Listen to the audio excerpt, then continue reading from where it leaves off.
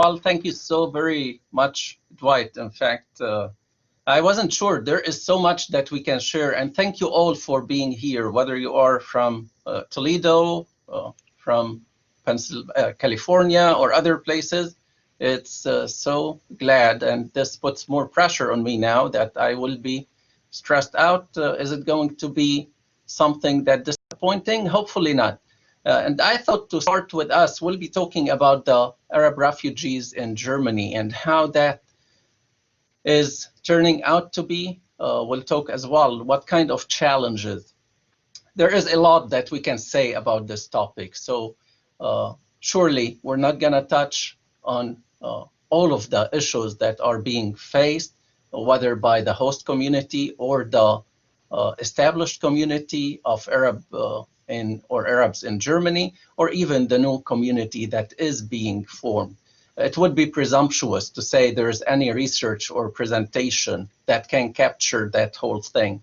But we'll be talking about different aspects of that. And I thought it would be fun for us to start with a little game, if you do not mind. Whoever would like to participate can participate. You don't have to use your names. You can use whatever name. But I will be sharing with you a Kahoot link. So let's see if it's gonna work for us. And if you'd like to join, please join. I'll give you a minute. Hopefully you have a device that will help you connect, whether a computer. If you're not familiar with Kahoot, you just go to kahoot.com, click on play, then this is the game pin. Hopefully somebody is going to help me and play, because I cannot run this if nobody joins in. So we'll take a minute or so. Once again, you don't have to use your names. If I know we'll have so many people, I would have announced a prize for the highest 3 scorers in this game. Probably we can have only up to 50. So if you are interested, please jump in as soon as you can. And once again, it's okay if all of our answers were wrong, or as we participate, as this is a learning experience for all of us. We can still accommodate how many? We can still have, I think, 2, and that will, oh, we can go above 50. I thought 50 is the limit, but hey, the sky is the limit, it seems. We're still getting some people who are joining. This is so exciting. Thank you for doing this. Are we ready? Going once? Oops, okay. After the last one, I'm gonna go 1. Okay, we'll start again with, if I count to 3 and nobody else joins, then we're gonna start. Okay, 1, Nina joined. 1, 2, oops, Vanessa, you're gonna start us again with 1, 2, 2.5. Okay, we're starting again. Thank you, Sav. 1, 2, 2.5, 2.75. Okay, it seems, oops, we're back to 79. Andrea, thank you for joining. We have 80, and we're gonna go 1, 2, 3, 4. Thank you, Jairus, for starting. Whoever joins later will have just to catch up with where we are.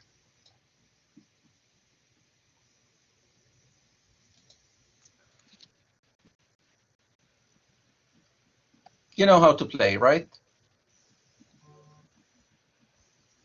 And this is rounding to the nearest number. So if it was 1.7 million, 1.5 would work. If it was less than 1.25, 1 million would work. If it was 800, then 7 or 800,000. Gaby, okay, I don't know how to play. Can you give us some instructions? Just, if you went in, you'll just press on the one that has the answer. Do you see the options? on the screen. These options should be clear on your screen, and you'll just press the one that works, that you think is the right answer. Should we try with the second one?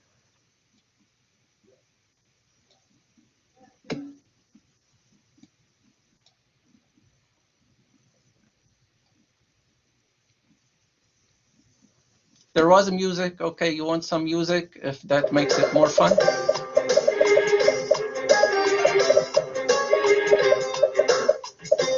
So the number of refugees who went to Germany 2015-2016 was 1.2 million. And percentage of refugees working in 2020 is roughly between almost 49%. Our next question is,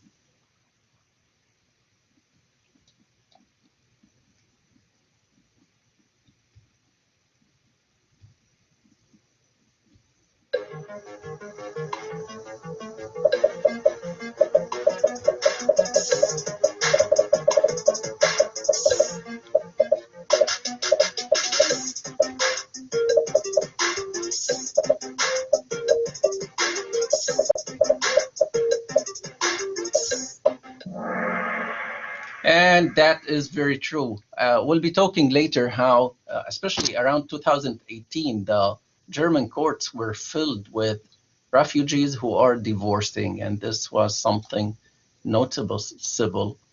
Even it was making headlines in Germany at that time. We'll talk about some potential causes for that. Now, pre to post 2016, did Arabs owned businesses in Germany increase, decrease, remain the same, no data available? If you know about Germany something, there is no way no data is available. Sometimes it may be late to get the data, but it is always available. Our next question.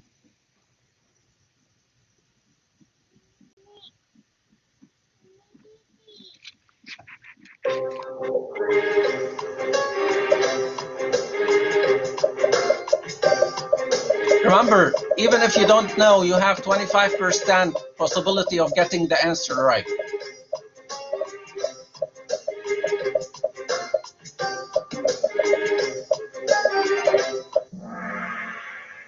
This is true. They were showing less conservative attitudes when they came to Germany, especially in the first couple of years. Now 50% to get it right, even if you press blind without looking.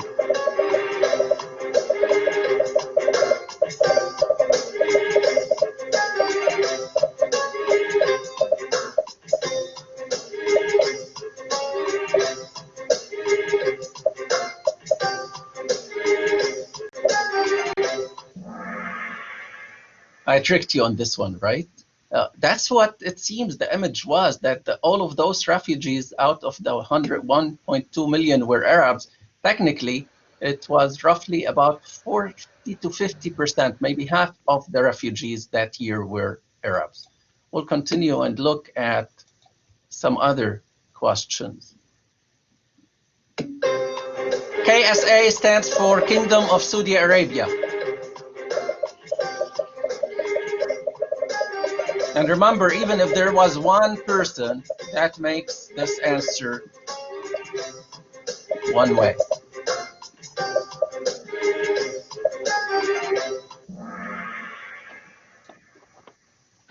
Cool, we're doing great. Keep up those answers coming. We're almost halfway through.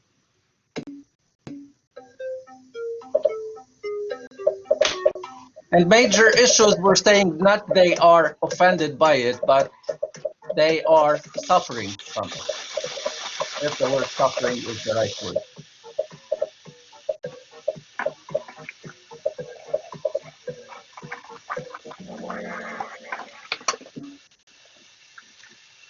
Now, by the end of this game, hopefully nobody can say I went out of this session without learning something, right?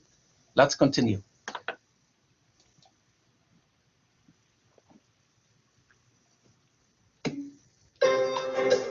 And this is comparing the ones who originally arrived in 2015, 2016 to what the status was in 2018.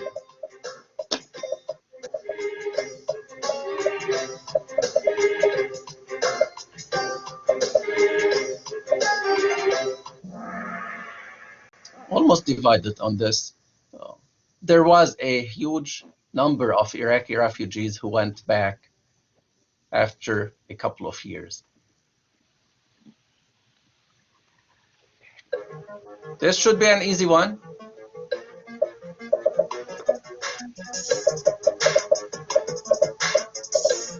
And if you didn't answer, I'm not going to help you tell you it's the red one. Did I say that loud? Great, so we're going to continue. If you have any questions about these facts and figures, just let me know later and we'll discuss them in more details as we will be touching on them. And by this, what we mean that, you know, there were no Arabs prior to 2015, 2016.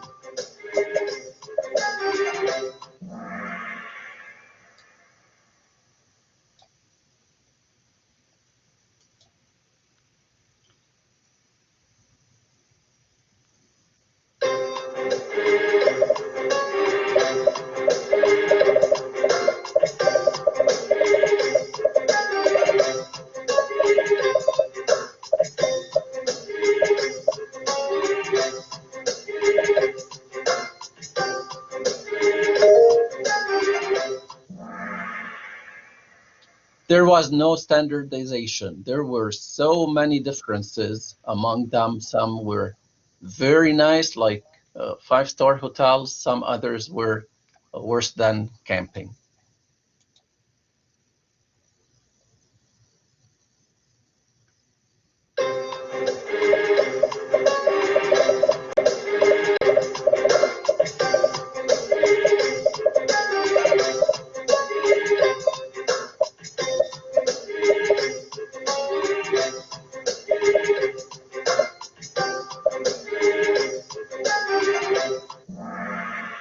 I was myself surprised when I knew that in 2016.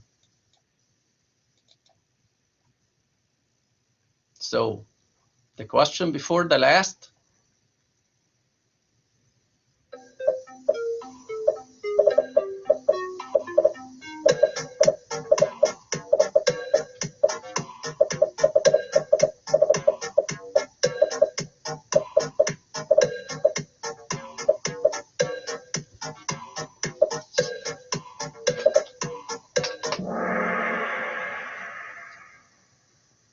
And we still have one more question.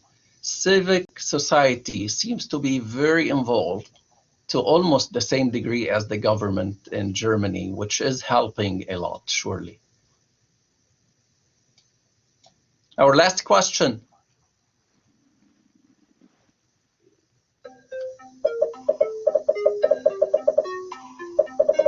And here maybe I should have clarified, it's about the issues that they are facing.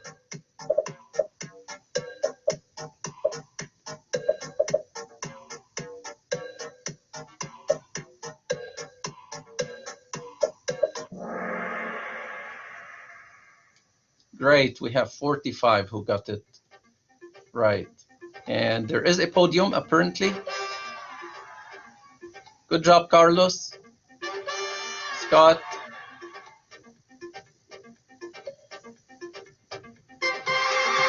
And Michael.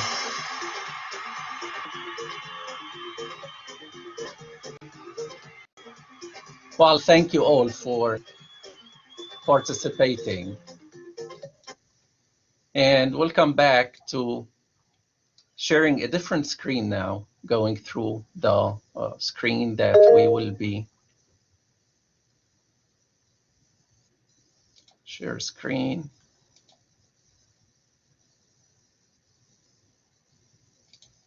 Application window.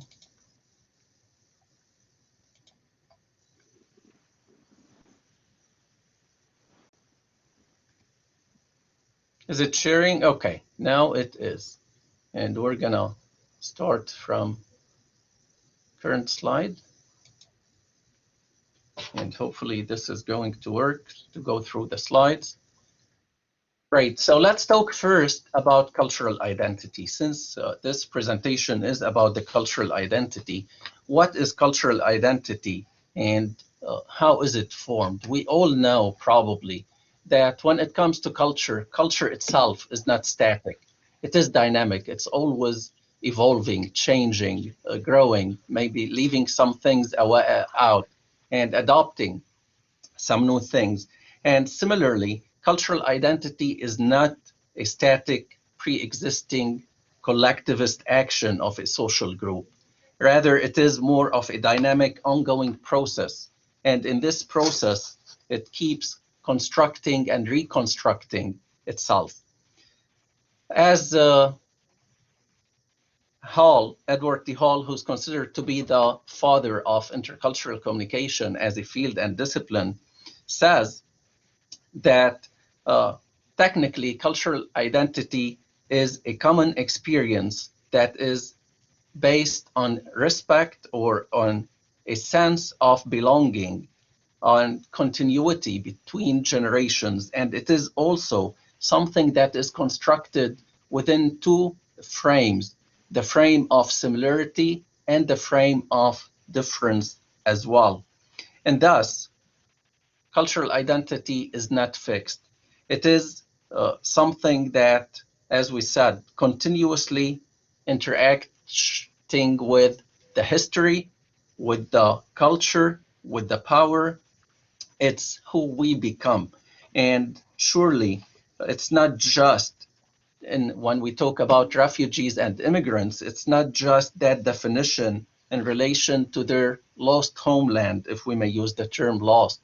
However, it's also something that's constantly being produced and reproduced anew through the transformation of difference, as we have said.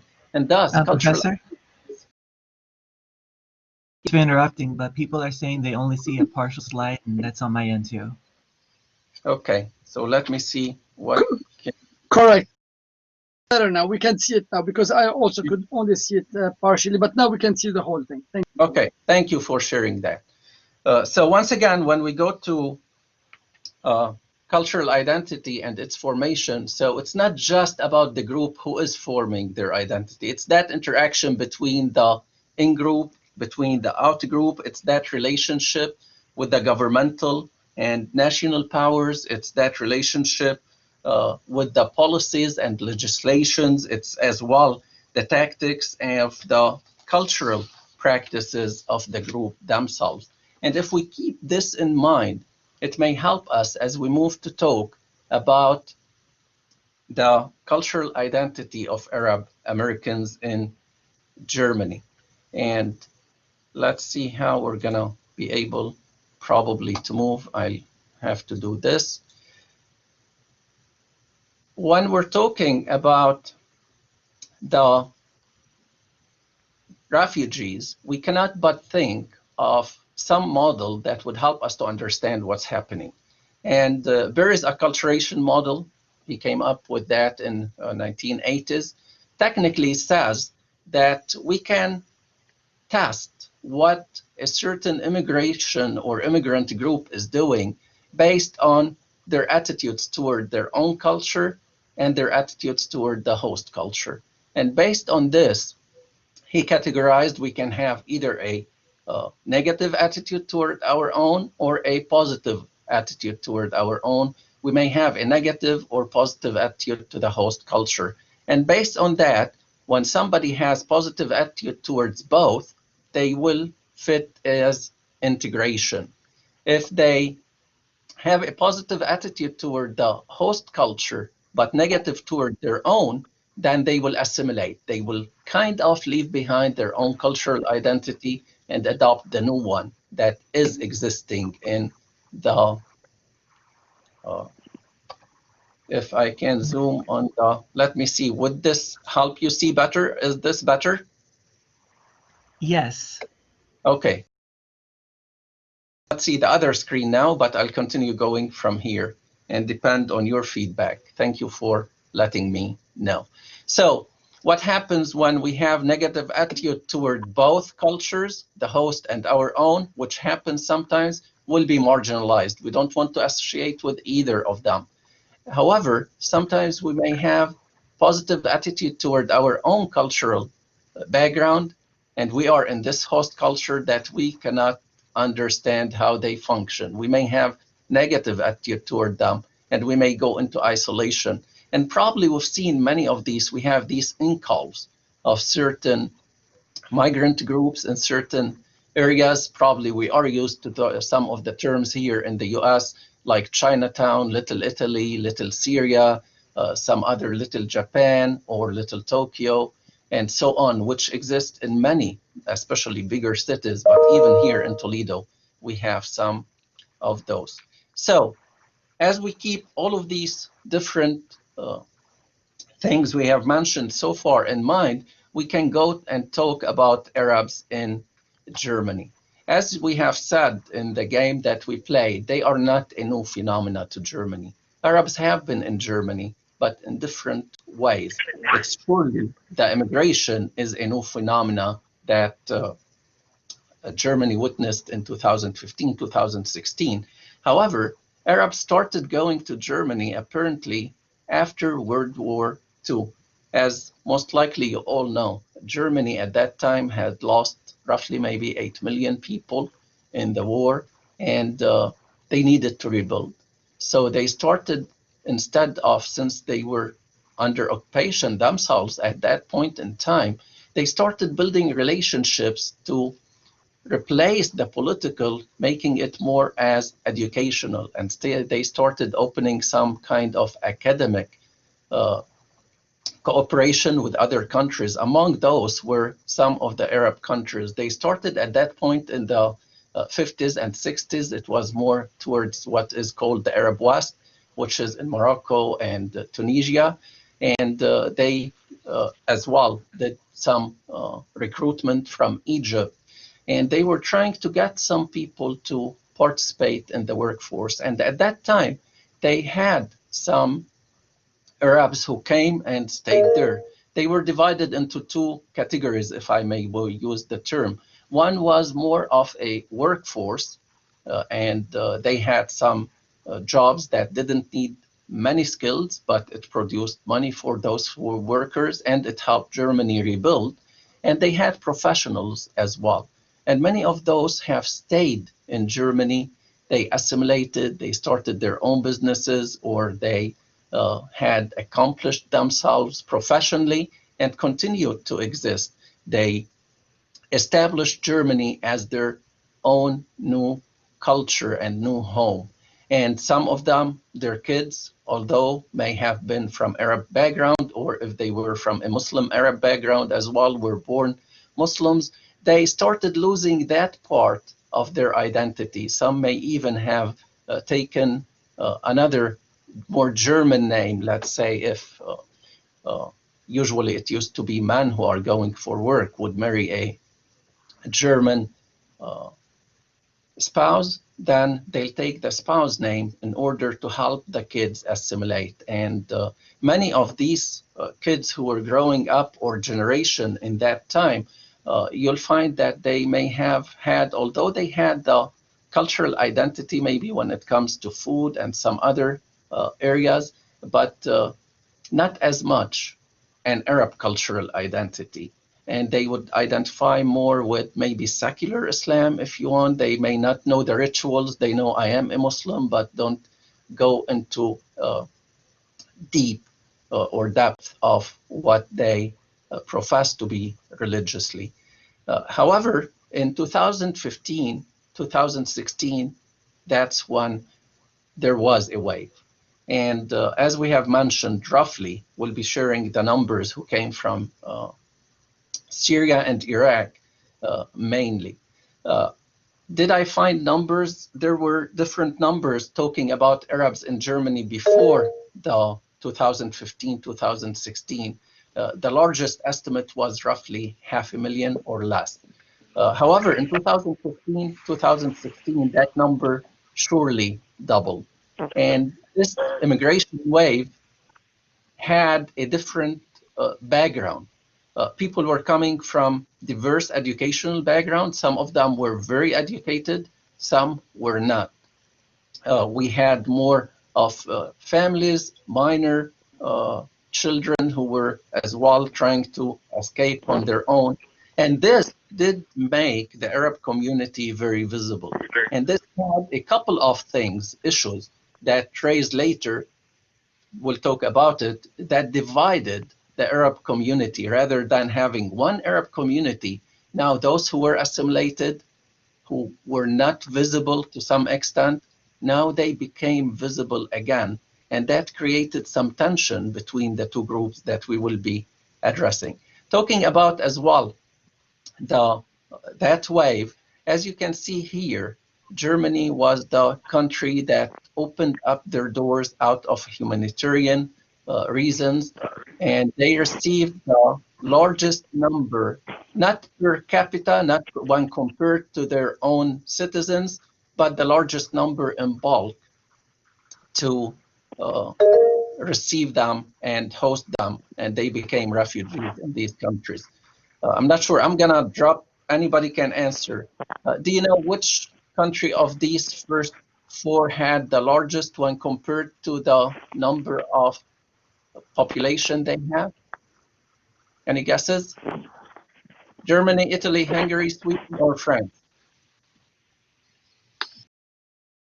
Is it Italy? It was Sweden, technically. It's roughly 2.5. But funny enough, Lebanon and Turkey and Jordan, when compared to their number of citizens, had way larger than that numbers. But definitely, the total number in Germany was the highest. If we look at the composition of those refugees who came, this is according to the labor market report, BAMF, which stands for one of the offices that they have. It's the Federal Office for Migration and Refugees in Germany. So this is the official breakdown of who came from what countries. And as you can see, mainly there were only two Arab countries that are specifically the highest numbers, and collectively between them, there was roughly 500,000 Syrian, a little less, with 125,000 or 26,000 who came from Iraq. So adding both of these numbers, we reach roughly about 500,000 and 50,000 plus, or 52,000. And that is out of 1,164,269 that are registered in the, once again, Federal Office for Migration and Refugees. How the refugees, when it came to their educational background, we can see as well, the most educated came from Iran, and Iran is not an Arab country, by the way. Pakistan is not an Arab country. Afghanistan and Eritrea are not Arab countries, or only Syria and Iraq. But as you can see, there was quite a bit of educated people who were immigrating during that time. And those people, when they come with education, that is important. However, it as well puts some challenges when it comes to integrating, because we have some who had university degrees, some who had no education or no formal schooling at all. And as you can see, the Syrian refugees, which make up the majority of the Arab refugees in Germany, most of them had some schooling, which makes it a little easier. However, since we'll be talking about the difference in the educational systems, that did not prove always to be the easiest thing that is happening. What was happening in that first year, truly, and I was debating whether we need to talk about the economics of profit when it comes to refugees. Unfortunately, such humanitarian issues become sometimes business to some. And roughly, it was costing the refugee themselves roughly between $3,000 to $14,000 to make it to Germany, coming from Syria or Iraq, based on the numbers that some of the refugees I interviewed, whether in 2016, 2018, or even that I stayed in contact with through now, they shared these numbers. As Germany was faced with this huge influx, they had to come up with ways to accommodate these people. So they contracted with some contractors in Tempelhof, which used to be the old airport in Germany. At some point, they had like 13,000 refugees, and they had not real rooms. They had to break the rooms using some type of sheets, and you can hear whoever is next to you. They divided the camp into different sections. Some sections had bathrooms and showers. Some others, they had to take them in cars twice a day to go and see what do they need to do, showering or using restroom and so much. And the government was paying roughly 900 euros per month for each refugee hosted in this camp. So you can do the math, 13,000 times 900 a month, how some people were making money out of the refugees. And at that point in 2016, there was a huge housing issues that were raising in Berlin. That's where I did my research, and that's where I was. So I know more about Berlin, which used to be and is still one of the cheapest, maybe, cities in Germany. However, houses issues, it became a crisis, and some people started taking advantage of that in different ways that Germany has never seen before. But again, we'll talk maybe about that some other time, or if you're interested, just let me know. I'd be happy to discuss that. However, whenever refugees were trying or were able to go and find outside housing, if they did, the government was taking care of their housing expenses, but will give each refugee 400 euros to spend on whatever their food and other stuff. When they were in the camp, that was contracted, so it was board and room, so to speak.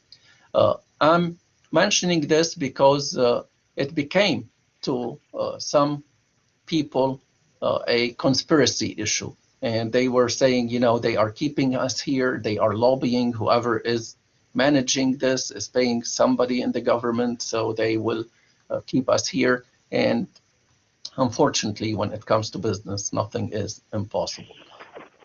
We're going to talk a little about the terminology, some of the terms that they use, because depending on what term, and back to the identification and its role, that you get to have, you may have access to certain services or you may not. So refugees who were considered to be the ones who would be found after they file for asylum, they find them that they are deserving protection, they give them the term refugee. When you get that term, then you are entitled to some integration courses. We'll talk about those. You can find housing, you can start looking for a job, or you'll get into a vocational school that they start training you to find a job. However, and mainly the ones who were coming from Syria, most of them were getting these refugee status. However, because of the huge number and influx that came, there was a way backlog in order to process all of these. And many of the cities were not really ready to process all of these numbers. And this is why it took them more than 2 years to go through some of the applications. The other term is asylum seeker. An asylum seeker is someone who arrived, who submitted their petition or their application, and it is in the status of being studied.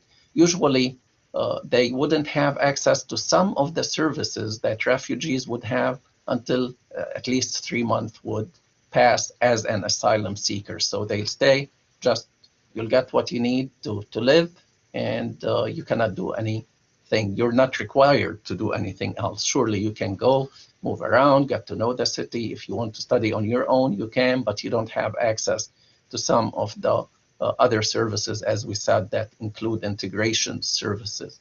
Now, there are some people who may not be accepted as asylum seekers to become refugees, but in Germany, they use the term tolerated persons or individuals, that they do not meet the requirements, but Germany is not going to deport them.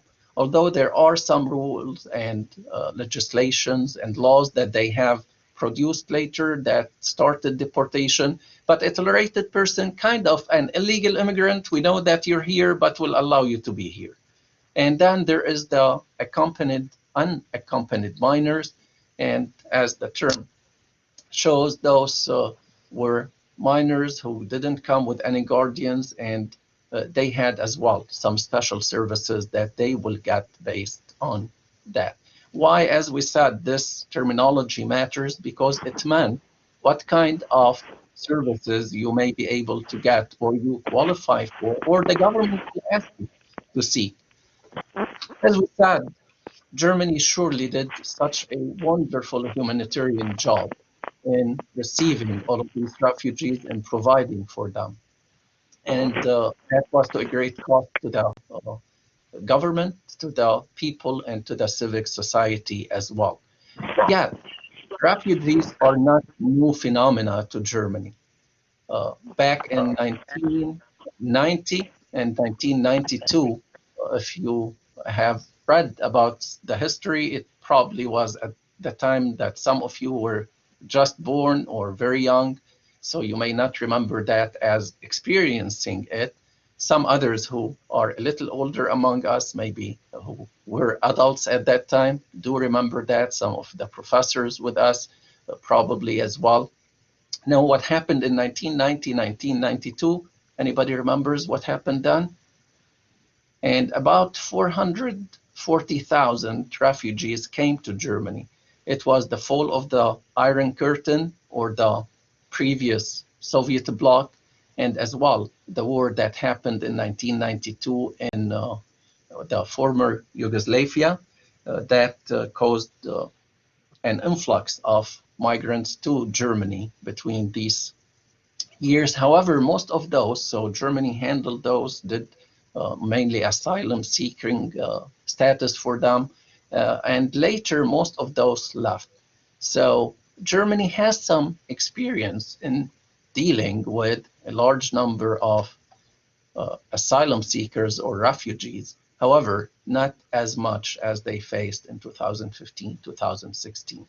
And many offices were involved, many what we would call stakeholders, whether it was the federal government, whether it was the municipalities that were involved, and they have different as well, 16 districts, I believe, like we have states here, 50 states, they have 16, and those were had to be involved. The federal office for migration and refugees, also known as BAMF,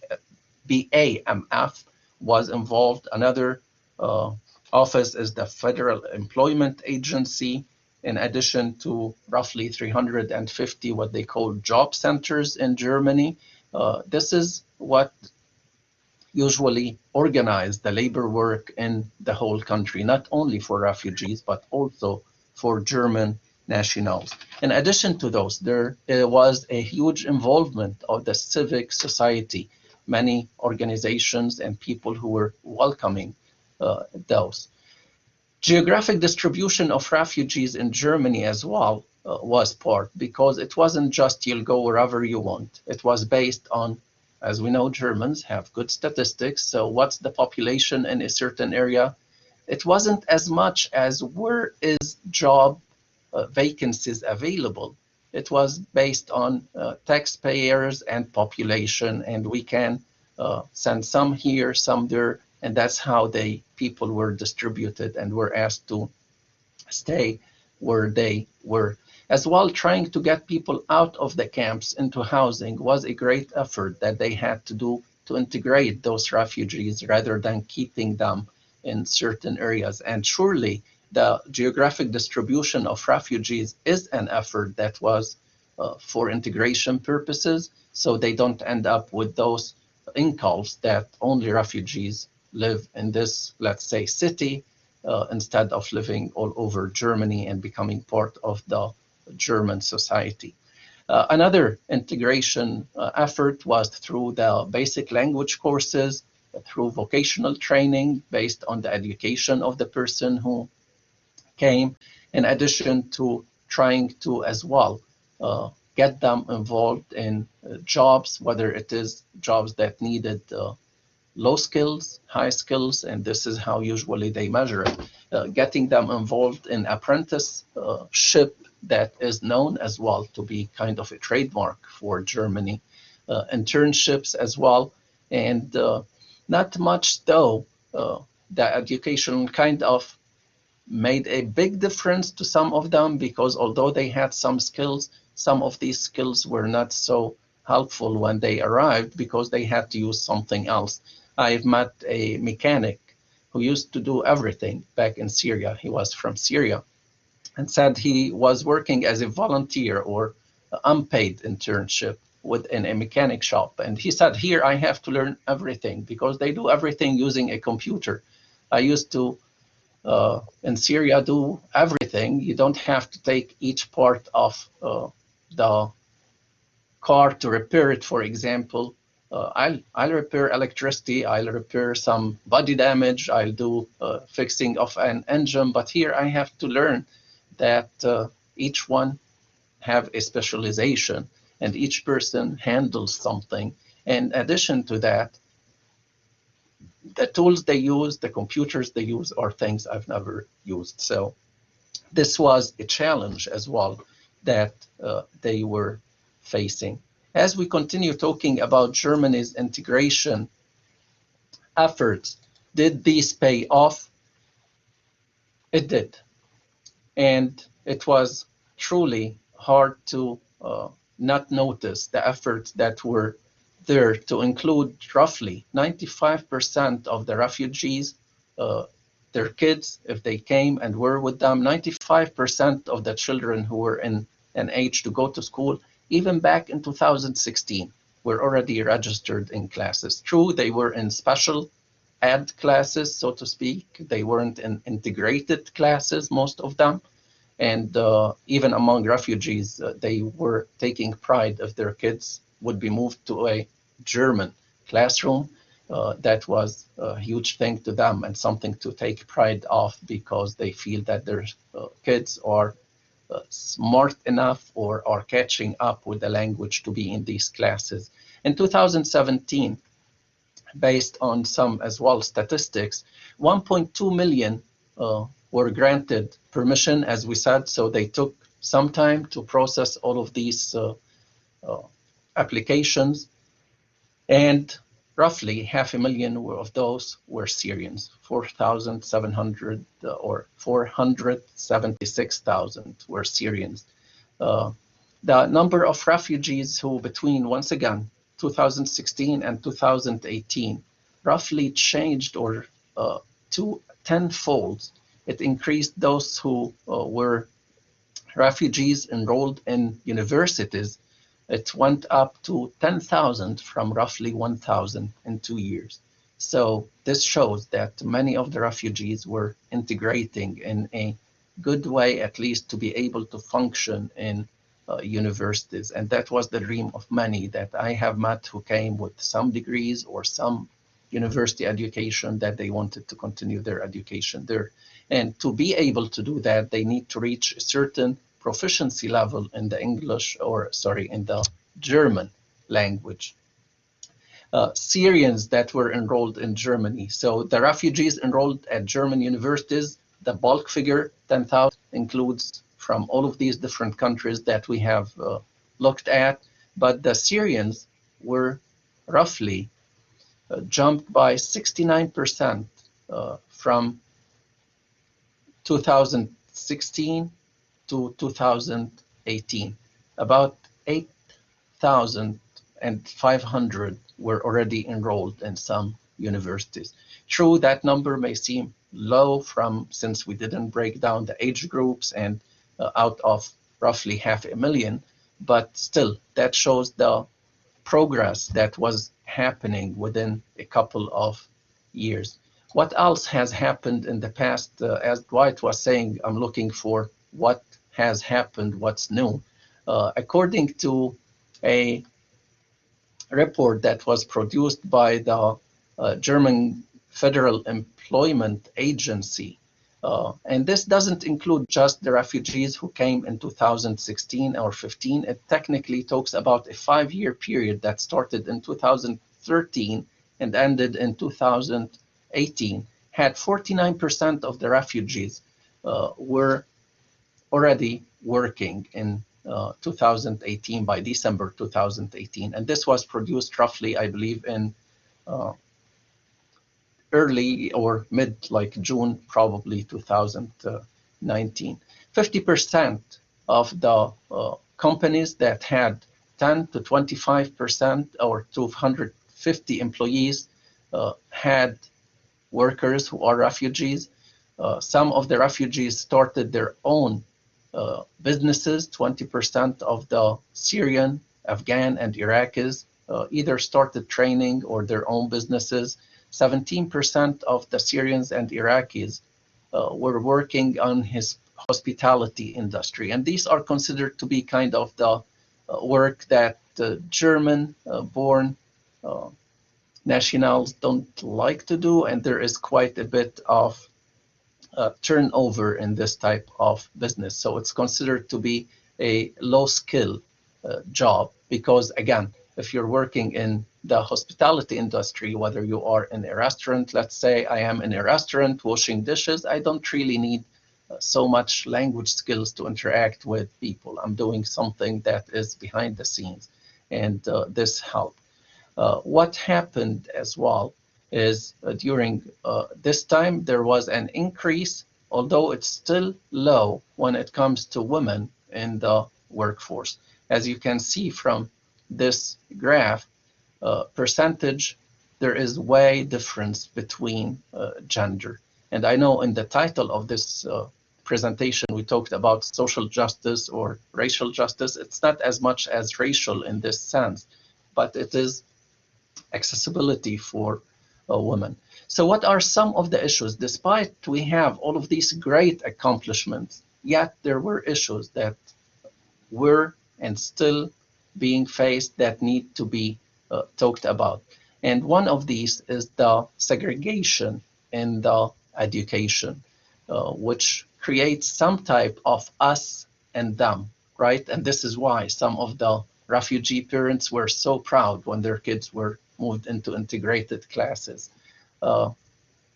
Sometimes, despite how efficient and great Germany is in producing numbers and manufacturing certain things, it seems coordination between these different offices was lacking, whether it was prior to the apparently influx or after the influx. Definitely that created more issues. Another issue, despite these great statistics that we have seen that prove that there is some hope of integration, 1/3 of the employed refugees were working temporary workers, which means this is not a sustainable thing. And true, Germany has something that they call 3+2, which has to do, once again, maybe we don't have enough time to talk about all of that. I know we are running out of time, but they were in contracts that are not long-lasting. What would that happen to the future? All of that uncertainty as well. And as we said, it's expected within 5 years, 50% of refugees start working, but still they are expecting 25% won't be working in 14 years. And this is something to keep in mind as well.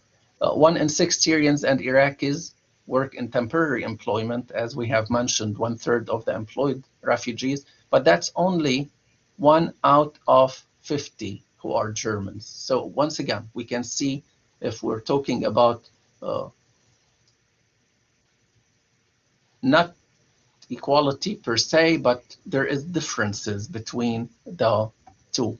And surely some of the issues that face both education and labor market are the new legislations that are being pushed by the right-wing politicians. What does that mean to identity formation of these refugees? It seems from what I've done, there was quite a bit of questioning. Some are questioning their own cultural identity, whether it was on the German side now that they need to think what kind of Germany are we going to have with all of these new Germans that are coming, and also with this new refugees who are trying to make this their own country. As one of the people I've met said, he said he's against them all. He's against the Syrian regime, he's against the Syrian opposition, he's from Syria, he's against all of the Arab countries. So he seems to be kind of questioning even his cultural background. Some were questioning their own as well religious identity.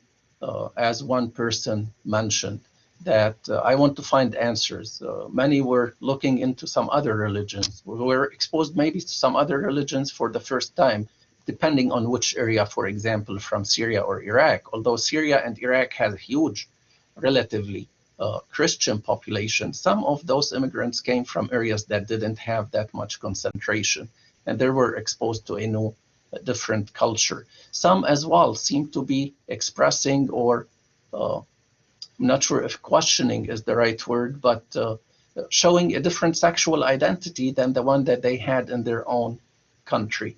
And this is something that is emerging and worth looking as well at. Remember, we talked about the divorce rate increasing in Germany between Arabs, and as I said, it made headlines in 2018 saying German courts filled with Arab refugee divorcees or divorce cases. And this is definitely changing the traditional family structure from where they came in. And even the focus of the people, if you'll see, and we don't have enough time to talk about all of that, between 2016 and 2018, it was changing. So what are some of the contributing factors to that? No doubt, we're talking about two cultures, Arab culture and German culture, who come from two different basic cultural orientations. One is a high context, the other is a low context. One is a collectivist, the other is individualistic. The time orientation, as we jokingly started in this presentation, is it Arabic Standard Time or is it German Standard Time? So even the time orientation, polychronic, monochronic, plays into this. The emotional appeal that Arabs usually like versus the facts and statistics, that would be the German approach. The environmental context is different as well. And all of these are contributing factors that will affect and are affecting the formation of this identity, whether for the German society, more than and if we take the bulk, not just the Arabs, over 101 million and a half who are coming through. Germany has roughly about 83 million in population, but still that's a sizable amount of people who are going to bring, especially for the future. Now, why Germany is the welcoming place as well, and it's an advantageous thing for the refugees, simply because there is a growing number of Germans who are getting to a retirement age, and they need to fill these jobs. Even Germany have something called, or recruiting professionals from other places, and these are as well things to keep in consideration. As you can see from the comments that we have here, it seems we have two parallel Arab communities, one that was established, one that is new. And there is that as well parallel German society. We have been hearing, whether it is the Merkel's party and some of her side of the politics who are welcoming and wanting to integrate, or what we have seen as well in the past few years, whether demonstrations or rise of a right-wing politicians who are against. So even in the German society, we find that there is some type of division, as these, and I'm sure hopefully you can read them, express that people are divided. They are feeling these. The new refugees didn't feel that the Arab community that is established in Germany is welcoming them. Those who were already established, they felt that they are becoming more visible, as some of these expressions as well shows. Some of them are having some of these reconsidering of what is my attitude toward my own cultural background, as probably this person, Sayed, who immigrated in 2008. And although he himself is an immigrant, when he found the refugees, and unfortunately there were events that happened where probably we've heard what happened in Cologne toward the end of 2015, some refugees did some things that they shouldn't have done, whether it was sexually assaulting some females or sexually harassing them or doing some other things that are criminal in nature. However, while these were a few compared to the 1.2 million who arrived, and half of those were the Arabs, unfortunately, stereotyped images gets in and politics gets in, and these become kind of more exposed. So we have these who are questioning. He says the image of Arabs is rightly very negative, and this is a person who kind of doesn't like how things are happening. He is established once again identity in Germany.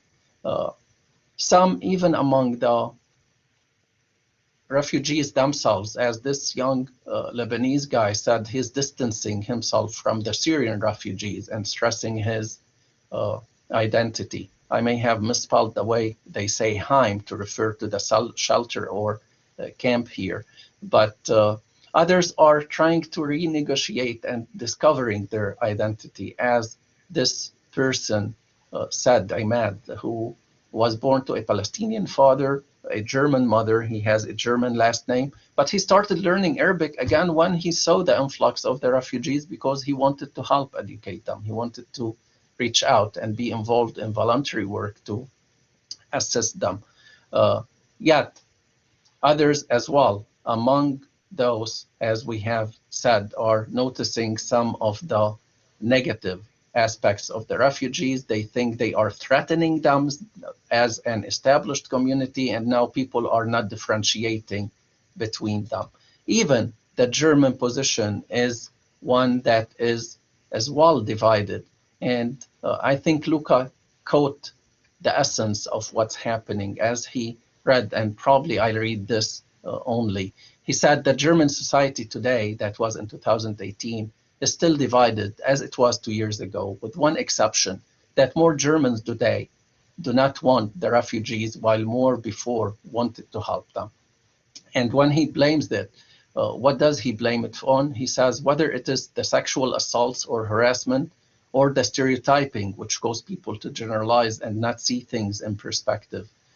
He mentions the cultural shock, and he catches it very well, talking about the, and these are his words, that sometimes the girls here would like to get to know refugee males. It might be curiosity or just wanting to show a welcoming attitude, but they don't necessarily want to have a relationship with that guy.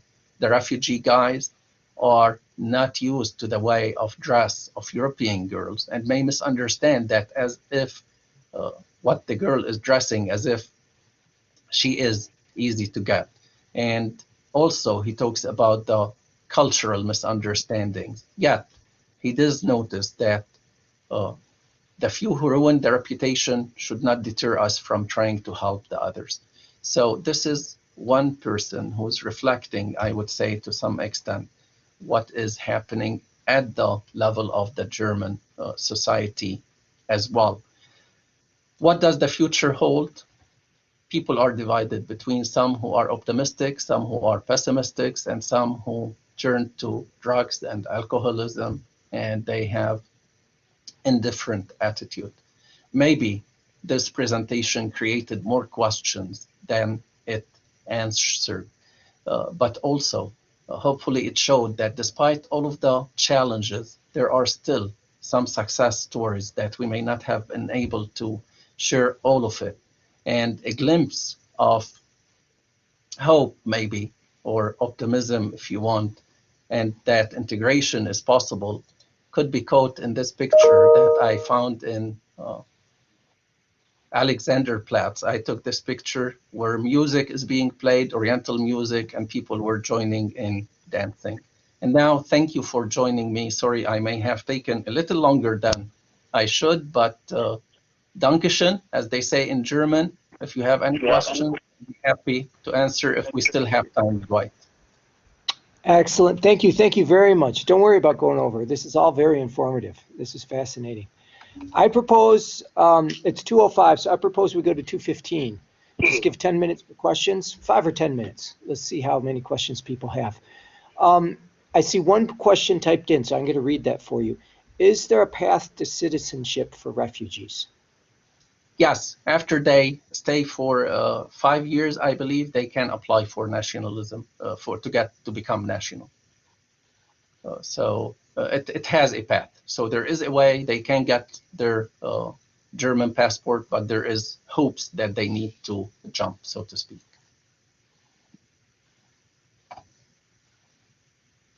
Does that answer? I think so.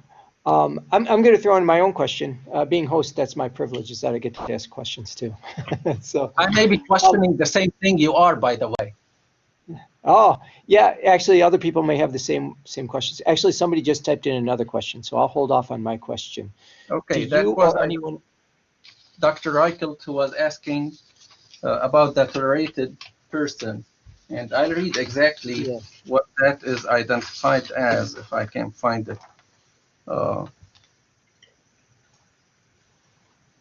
These people receive, okay, I'll read it. In practice, currently 50 to 70% of asylum seekers are granted refugee status, while the rest have to leave the country.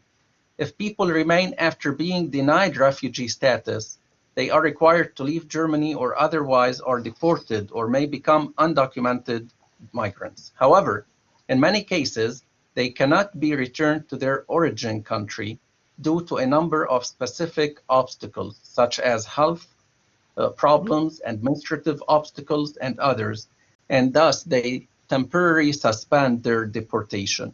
And these would receive what they call tolerated person or individual in Germany. So it's not residency title, but it's a certification of the temporary suspension of deportation. Does that make sense?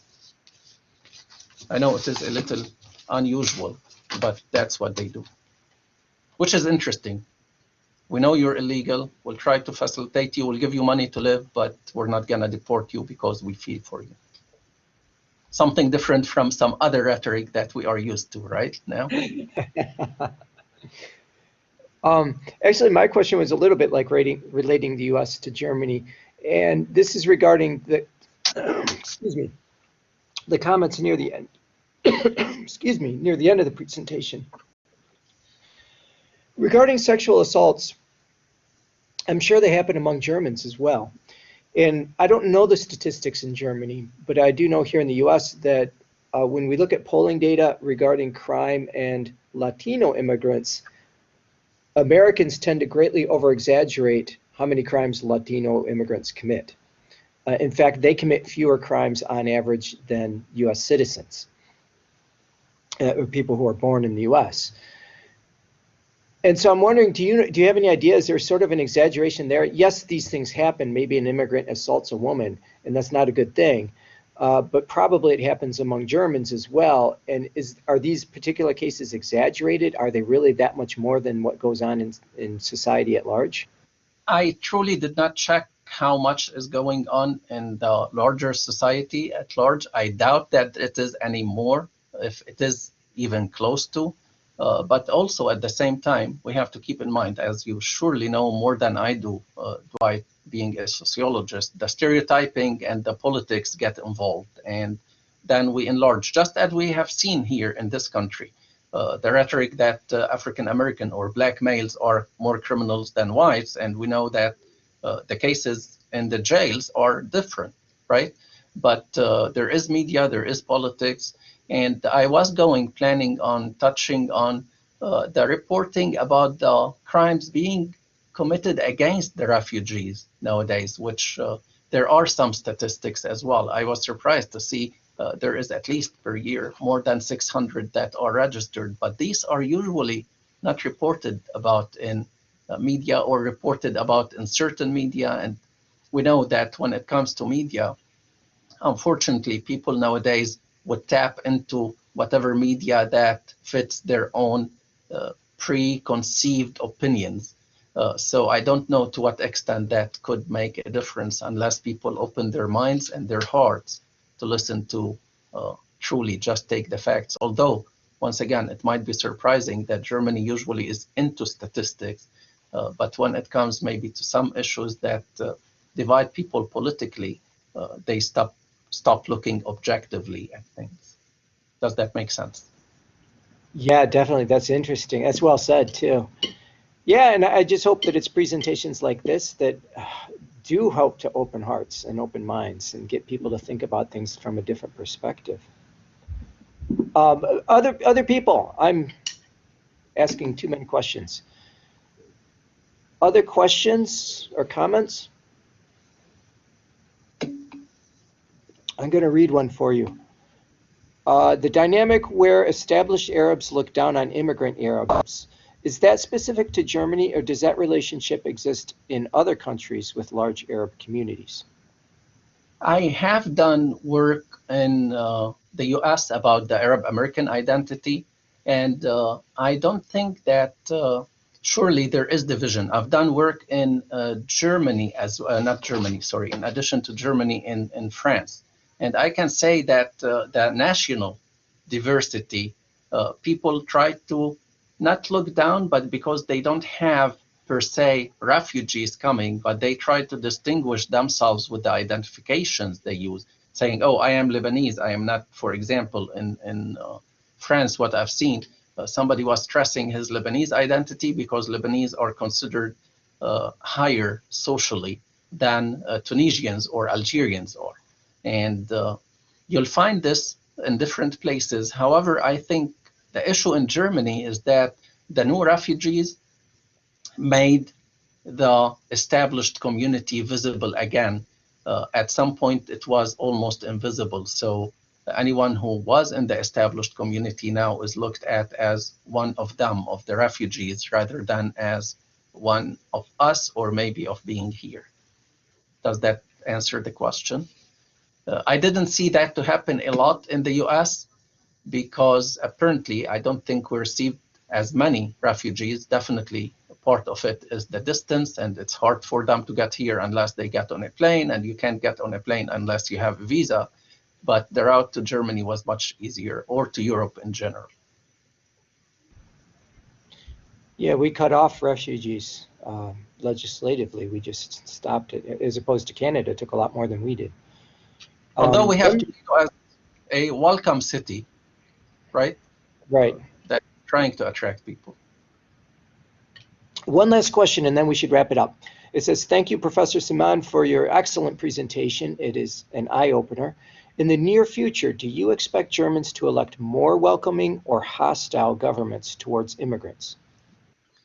I truly do not know. I know that the Arab community is not too involved in the politics in Germany, and thus they would not have representation, and their voice won't be as loud.